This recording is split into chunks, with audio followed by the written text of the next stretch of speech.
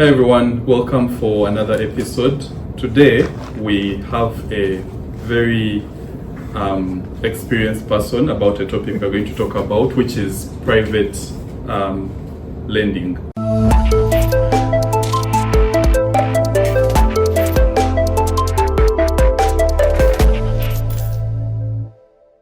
And private debt, right, in specific. My name is Allan. I'll be your host for today, and I have Arnold here with me, who will be telling us more about private debt. So to kick this off, Arnold, I would like to know from you, if someone has clicked on this episode or is listening to this podcast, why should they stay? What is in this thing for them? What are they going to learn from here today?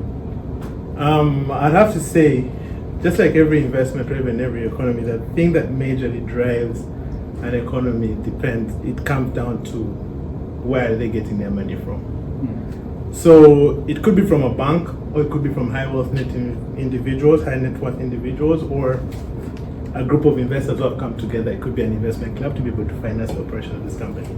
So it's literally giving people an opportunity to be able to invest directly into the economy through giving money into different entities, hence private lending, because I'm not a bank. And this just gives people a higher return as well, but also an value addition kind of investment, whereby you're actually investing into a place, into something that you actually know is actually creating value for other people. Okay. So yeah, we'll be able to dive in. So private lending, essentially, at the end of the day, is anybody who's not necessarily a bank, but is actually able to lend directly into the economy to operations or companies that actually further drive the value of who we are then as a country, Uganda, really. Yeah, wow, that's a very nice introduction. It sounds like there's a lot that happens with private lending for you as Arnold, or for anyone listening in out there, to end up with that decision of let me lend this business money. Looks like there are a lot of things to consider. Sounds like there are some risks associated with this. Could you maybe touch on those a bit? What risks face someone who decides to invest in private lending or private debt? So unfortunately, like a government where you're so sure it's being backed by the taxes we're going to pay year in, year out, private lending, you're literally investing in the company's dream and vision to be able to say whatever they're doing is actually going to be a value add in whatever environment they're operating in. So what does that mean? Give you a quick example. A lot of my private lending, or the private lending I've been involved in, has been with microfinance institutions or money lenders. So what that means is I'm literally deriving a hope and trust that the business they're running is actually going to be able to make money for them and make money for me. But furthermore is the other people they're actually serving they are also making money. So as you all know, the money lending business and the microfinance business has been growing for a very long period of time now. So I think that I would say the last maybe 5 or 6 years more so. But that's how much I've been involved in it now. And it's more so the reason, as you may know, like banks right now are more being risk averse and lending more to the government through government bonds and treasury bills with their crazy returns of 16%, 18% etc. risk-free, quote unquote. What that means is the people who actually drive the economy do not have enough funding. So what's the risk in that? I am betting that the company that I'm actually putting my money in is actually going to make money for themselves and also make money for me. So, and also I'm investing in the individuals who are running this company. Yeah. Like a government whereby you're literally regulated by constitution, etc. Here, it's more of, do you trust the person who is actually running this business? Because any person can have a business idea, but the person who's running the business idea is what creates the difference. So the risk is, do you trust that the person who is running this company is actually going to continue running this company with a vision or with a dream they've actually sold to you? And that creates a higher risk to it, because the human element of this nature cannot be, you cannot really put it into a bucket or a checklist to say, you know what, this person who they are today is going to be exactly who they are tomorrow. So there's definitely a risk on that. You can actually be able to lose your money if a person decides to lose their ways. But there are definitely several things that you can put in place to be able to reduce this risk. Okay. And which things would those? Would be able to provide some insights into what someone going into this private lending can put in place to try and avert those risks? So I think when you're deciding to choose a specific person you're going to give your money to, a specific entity, a specific company, a specific individual, you have to always try to understand, are there any specific controls? Are they running by themselves? What are the governance structures? As an investor, when you put in your money, you're not going to be actively involved in this business. So you're literally relying on other people who are there to overlook a business. So what does that mean? I would say I personally, when I'm investing in a company, if it's a one-man show, I highly likely I might not be able to invest in this company, because there's a possibility that this one man is going to be able to make whatever out-of-hours decision that they want and decide to use the money the way they want it to. However, if there's there has to be some kind of checks and balances. So if there's a governance structure in terms of these people report to somebody, they have financial systems, they have financial controls, they have a skill set of management that they're literally working with. They're not working by themselves. But also, furthermore, for every investment, I always say that when you're investing in something, you have to understand what that business is doing. Do not invest in something you don't understand. Yeah. So even if it's something you do not understand at the time it comes to you, you need to take time to be able to understand that business before you actually put in your money. I'll be very specific to microfinance entities or money lending, because that's the business I've been doing a lot of private investments in for a long time now. And the entities that I've seen, based on my experience, the ones whereby there's some kind of governance structure beyond the person who has the idea, beyond the person who runs the business, are the ones that are more successful. Because you now actually have somebody to report to or to answer to. Somebody is actually overlooking and questioning some of your decisions that you're making. And the moment you involve other people, the harder it is for some kind of risk of default, if I can call it that. It does not necessarily eliminate it, but it just makes it harder. It manageable. Yeah. And with all these things that have to be considered, all these risks that face you as, or face someone investing in private debt, what do the returns look like? Like, is it worth it for someone to get their money and put it there? Yeah, I'd have to say definitely private credit makes a lot of money, because just like any business. So to give you into context, a money lender on average in Uganda lends about, money lender or microfinance lends about maybe 15% per month, essentially. What people don't know is a lot of these money lenders or microfinance would actually use their own money. They're going to use the money of an investor like me. And how much return are they going to give me? They're going to give me, even if I use the lower bottom tier of it, which is about 3%, to the upper tier of about 5%. If you think about, and this is per month, if you think about it on a 12-month period, you were talking about 36% on the lower tier, and we're talking about 60% on the upper tier. But to them as well, they're literally lending at 15%, and their cost of capital is literally just 5% of it. So they're literally making 10% of money that's not theirs. So at the end of the day, they just have to ensure they run their operation successfully, and they would literally gladly be able to take on your money, because as I said at the beginning as well, right now the economy is having a lack of possible financing in terms of private entities. And a bank usually lends you for a long term, but a number of our businesses need working capital financing. They need money for just a short term. They don't need money for a year, or 5 years or 10 years kind of thing. They need money for literally 6 months, 3 months, to a short time. You have your goods coming into Uganda, you need to pay taxes.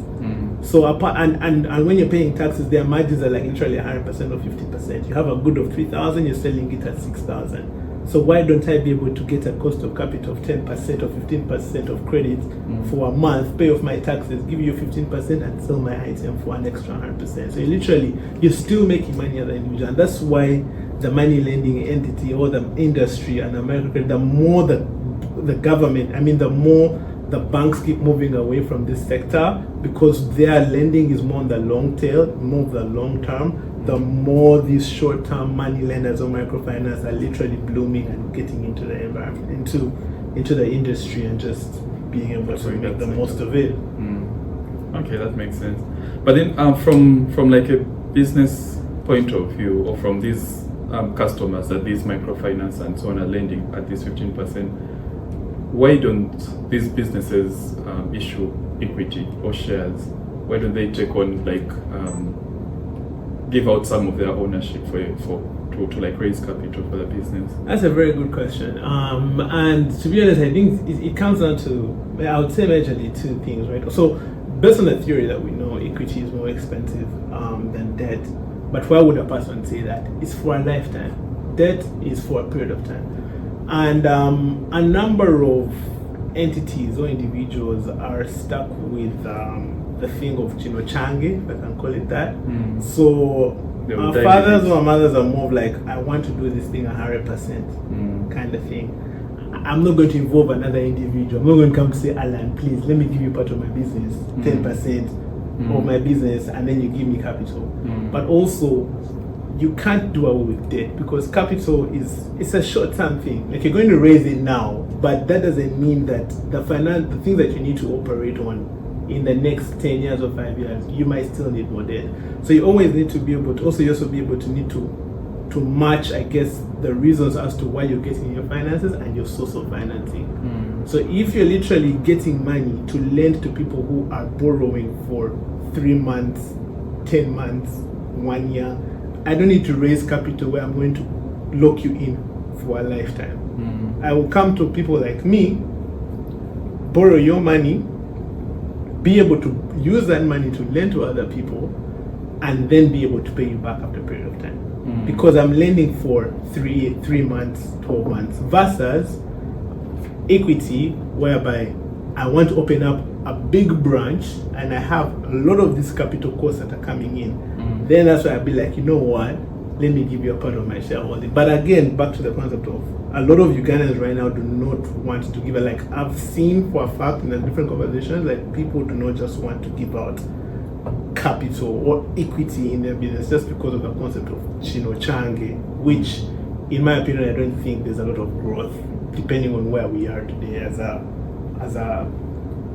world, I'd have to say. Yeah, and I agree. Very many businesses in Uganda or like on the African continent do have that thing where once I start a business, it will only grow as big as I am, or like once I die, the business is gone in most cases, which is something that most probably needs to change. Yeah. But yeah, I think credit comes in to help with that in terms of the finance. Yeah, and to your point, I mean, it's a fact that we have so little businesses that live beyond their founders. And this is because their founders are one person or two people, basically most. So when you have such a scenario where the founder dies, the business dies as well. Yeah. And the ideas are one man, right? But once you involve different other people in it, different investors, it could be, yes, you're starting with credit, and then maybe eventually, hopefully, people can start giving out equity. There's actually more longevity within these actual entities once you have more people involved. Yeah. And I there's a concept I always believe in and say, like, you rather own 10% of a lake than 100% of a bond. I mean, of a pond, anytime, any day. Yeah. Right? And also, if you keep thinking of it, like, if we have 5 people and give every person a twig of a tree, right, like a stem or a branch, and I tell you break it, each of those 5 people is going to be able to easily break it. But if I give those 5 branches to one person and I tell you break it, you're going to take more effort, more time, more strength, more energy to be able to break it. And yet, the end goal is always still going to be the same, the break it. So it comes down to, why not just be able to get 5 people versus taking on all yourself? Yeah, makes a lot of sense. Do you think also the status of like our legal system is also contributing to more companies, businesses, and people taking on more creditors compared to equity?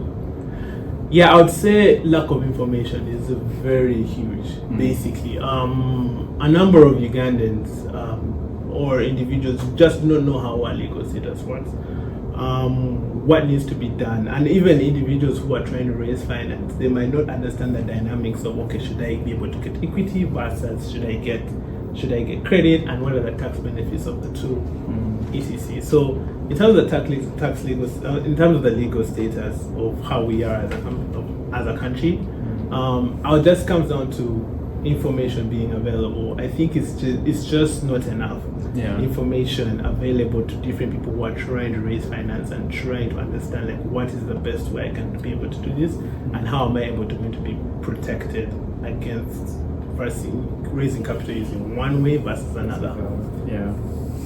Agreed. Okay, so for now, it looks like, I know to someone listening out there, it looks like there's a lot of effort that has to go in terms of considering these risks, the structures that businesses have to put in place and so on. How can a normal person, a normal individual looking or listening to us today get involved or participate in this investment opportunity? Yeah, that's a very good question, Allan. And to be honest, private credit is usually done in what I would call, quote unquote, a deal room. So a number of times, these people who are raising money from the private sector are just going to come to different individuals who have proven, who have an idea that there's actually going to be opportunity to raise money from them. And the other thing that they usually ask for at the beginning is it possible to be able to get a follow-on investment? Because credit in Uganda specifically is not as easy as it comes, especially if it's unsecured. Remember, this private lending is unsecured. So what you have to do, of course, I guess I have to... When you say unsecured, what do you mean? What that means is that there is no policemen walking around with your money? I don't have a piece of land attached to whatever money I'm getting. I do not have a car that I can be able to easily liquidate. I'm literally using the financials, the numbers, your vision, your dream, your projections that you're actually telling me to make my investment in you. And the most I'm going to be able to get from you is maybe a personal guarantee, some kind of post-dated checks, but essentially I'm relying on the cash flows of the entity. So what that means, big picture, is I'm investing in you as an individual and not necessarily the business idea that you have, which is also very, very key. If you do not trust the person who you're giving your money to, despite of how rosy the investment is, it's not really worth your time, because at the end of the day, whoever is doing this business is mainly the person and not necessarily the idea. Anybody can have an idea, anybody can put something on a piece of paper, but how exactly they be able to implement this piece of paper, the vision, the dream, is really comes out who they are as a personality. So when investing, definitely in some of these private credit, like that human element in it is very, very key to be able to understand, and before you be able to lock in the money that you're going to be able to put in. Okay. Yeah.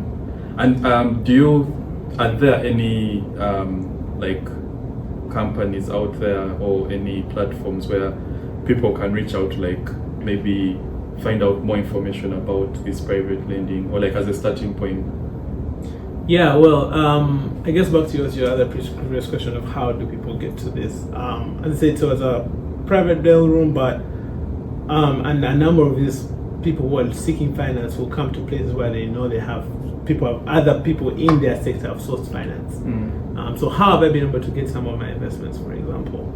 I invested in one person, and then that person was able to tell the other people that, hey, there's this guy who does all this, he has all these specific restrictions, covenants, etc., but the money is going to come through. And then they come to you and be like, hey, I'm trying to raise money. And it literally does a follow-on like that. And I would say that the best way, though, to be able to involve yourself in this sector, especially in Uganda, would have to be through investment clubs. Again, based on the concept of sharing the risk, the tweak, 10% of a lake was 100% of a pond. How do as a normal individual, you, Allan, you're out there, you have your some Kamani high net worth individual, or your diaspora people basically, or even an investment club out there, you have your chunks of money, you've just been involved in government bonds, investment grades and lands, and you just want to be able to go into this sector economy which directly impacts the economy. There are different platforms that literally would say are coming up, which is pretty new. One of them that comes to mind, I'd say, is a crowdfunding platform called Mataji, whereby essentially investors or investees trying to raise money come to them because they know it's a platform where investors are, and then they will be able to register, and anytime an investment opportunity comes, you just click on it, it has been done, and read about the company, and then you'll be able to assess and see if you can actually be able to invest in some of these entities. But yeah, so just like a private deal, market. It's not something that I would say is publicly traded. It's not like it's going to be public information. I'd definitely say that it's very individualistic to, you need to be able to say, like to say Mutaji, or be able to just be involved in a number of these money lending. Once you reach out to them, a number of these microfinance institutions, these money lending institutions, many of them are actually not using equity. Amazing. They're Most actually of them are using borrowing investor money. Yeah, from people like you, investment clubs out there, people who are actually really ready to take the long tail and just be able to, let's say, impact on the economy directly. Okay. So for someone who has decided to go in, is there like any minimum amount of money they need to start this investment, or can they start with any amount of money they have? Unfortunately, this market, no. You cannot have a small amount of money. So that's why we come down to syndicating and just going into this economy whereby you don't have to do everything by yourself. Those are the olden days, right? Because even the richest people today, all these people who we talk about, the Bill Gates, the Warren Buffett, they don't own 100% of a number of these entities. They are the majority shareholders, but they're not 100% of them. So coming together as a group of people to invest in a number of these investments is the way to go, and it's literally what I always emphasize people to do. So minimum investment, I'd have to say, when people are raising money, if you think about it, they're usually large ticket numbers. So it could be like $10,000, $20,000, could go all the way to $100,000 to even $1 million. And no more Ugandan as one person. I'm a lawyer out there, I'm an accountant out there, I'm a businessman out there. I wouldn't want to put all my money into something like this, because I would break. And I'm also not going to be able to easily be able to tap into this investment, because I'm not just going to get $10,000 lying out there and put into this entity, right?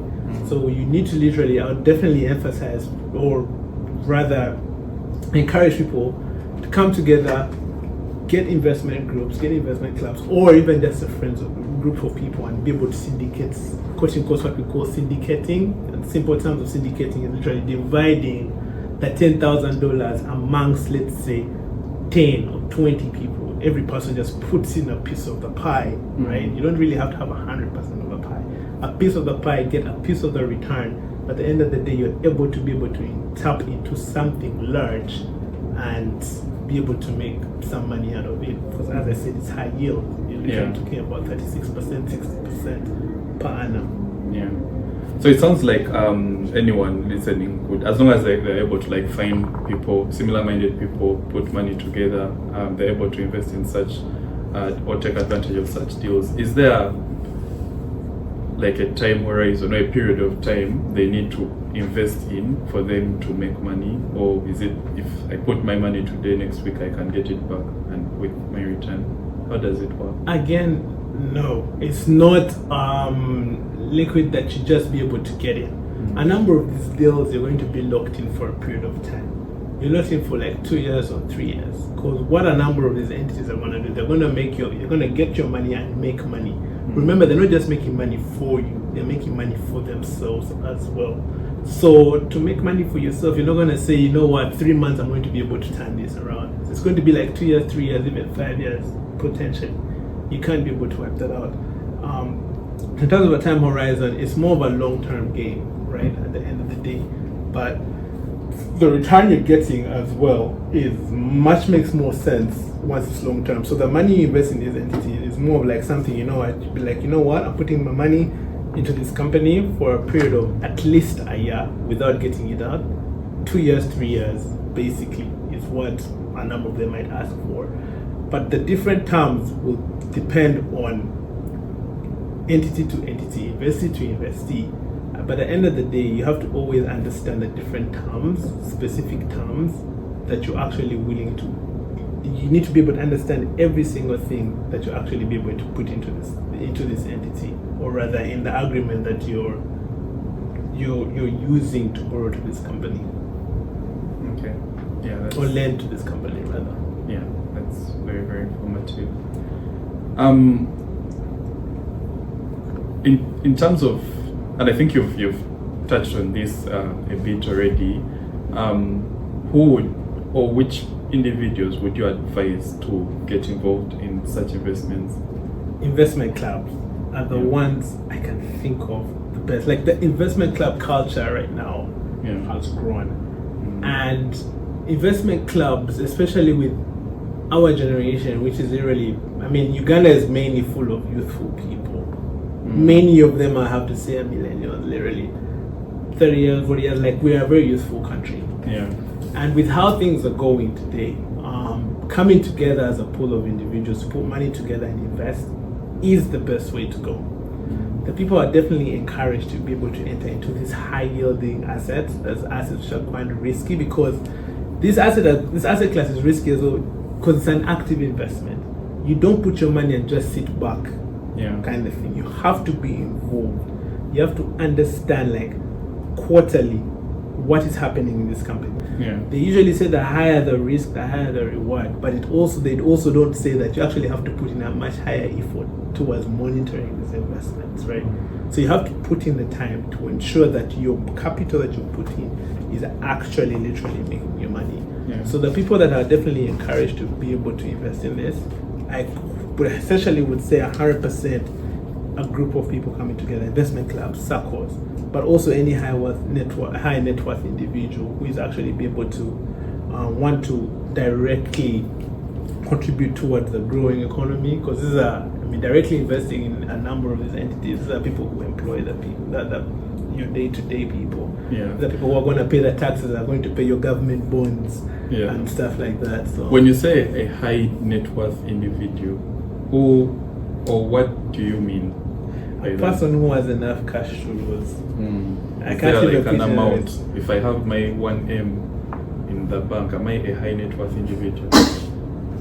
If you are about 20 people with 1M in the bank, you become a high net worth individual, in my opinion. But 1 million as an individual, I do not think you might need to work a bit hard. That is why we come together as a group. You don't have to. You don't have to raise exactly. You don't have to raise 20 million by yourself 20 years from now or 20 months from now. No. Come down together, have your 1 million now, and then invest. Okay. That's very, very helpful.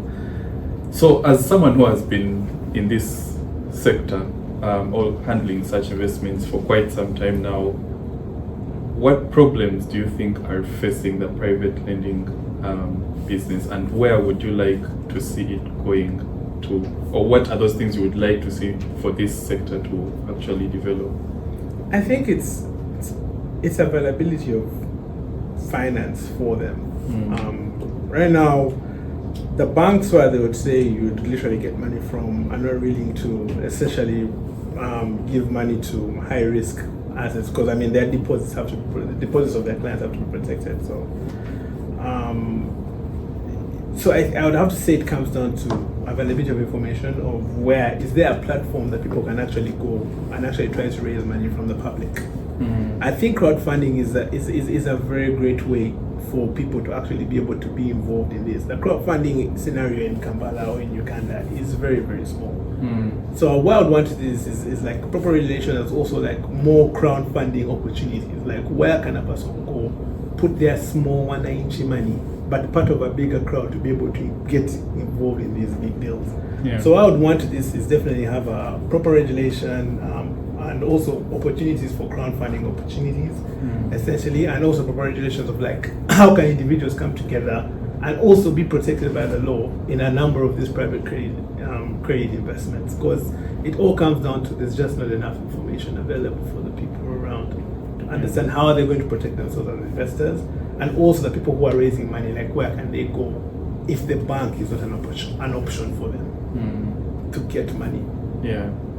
I think the legislation thing that you've mentioned is very, very important, because if this sector again is not well regulated, I think at the end of the day it will end up causing more problems than it's actually trying to. So, but in terms of the information, what additional information do you think would help? Because I know as of now it's more of like a blanket rate. Microfinances are saying we're lending at 15%, and that's it. Doesn't matter how well this business is performing and so on. Do you think if there was more information about a business, how well it's performing, how its projections look like, things like that, do you think that would sort of filter into the rate these microfinances are lending, and that would sort of push the market? It's a funny thing that as I speak right now, I'm pretty sure a number of people might not even know who regulates a number of these money lenders. Some guys might think it's BA, and yet it's not. It's like UMRA, Uganda Microfinance Regulation Authority. Like it's a whole different entity of sorts. So just something small like that, whereby you don't even understand where to get the regulations of who you're exactly investing in, it already shows an information gap, essentially. So I definitely say, like, definitely communicating where people can be able to understand, one, these investments they're lending, and I'm using microfinance as an example. But it's not necessarily the whole scope of private lending. Private lending is any entity that you're going in as an individual to give money to. But just be able to understand, like, what you need to look out for in terms of your due diligence. What you need to be able to understand before you invest your money. Like, what are the specific, at least, criteria that you need to look out for? Who do you go to if you want to do a due diligence, financial projections, etc. There's so many companies out there. You need to be able to get a person who understands finances, who understands the legal state, the legal nature of this company that's actually operating in, who are the private financiers, and just be able to also understand this individual who runs this company, who are they as a person as well. So I guess those specific information centers where to get this information from is not well known, because if I could ask you, like, okay, if I want to do a due diligence, who do I go to? You might not even know where to stand from, because here I am, I'm a doctor, I'm a high net worth individual, I don't know where to put my money. But I want to invest in this company, so I need to know who can I be able to reach out to. Should I reach out to Allan and he helps me advise? Should I reach out to there's some people I might not say easily on this phone, but you just need to be able to know which professional expertise is going to be able to help you make this decision if you're not really. And this platform that you mentioned previously, Mutaji, or is it a company you would recommend for people to reach out to if they needed, like, more information about this, or do they have to look for Arnold? No, I definitely say Mutaji is definitely one I would recommend people to go to and just be able to reach out and just be able to understand how the platform works. It's that marketplace which has different entrepreneurs who are trying to raise finance. So and behind Mutaji there are different professionals who help in ensuring, like, some of whatever they list is pretty much, I'd have to say, passes a due diligence nip test, if I would say so. If you're trying to invest in companies, or you're trying to understand some of the things that you'd look into when you're when you're trying to invest into a company, you definitely go to Mutaji platform. It's a crowdfunding platform, and we'll be able to at least give you any specific ideas, and you reach out to them if you have any specific information about a specific investments before you actually be able to put in your money. All right. I think we've had a lot of information today, and if any of you feels there is something that they have not understood, or they would like to get more information about, please leave your comments on this video or this podcast, and we'll be more than happy to bring Arnold back to provide more information about that. Arnold, thank you very much for spending time with us today. I hope our viewers, our listeners out there have learned a thing or two that would add value to you, and we're looking forward to the next episode. All right, thank you, Allan.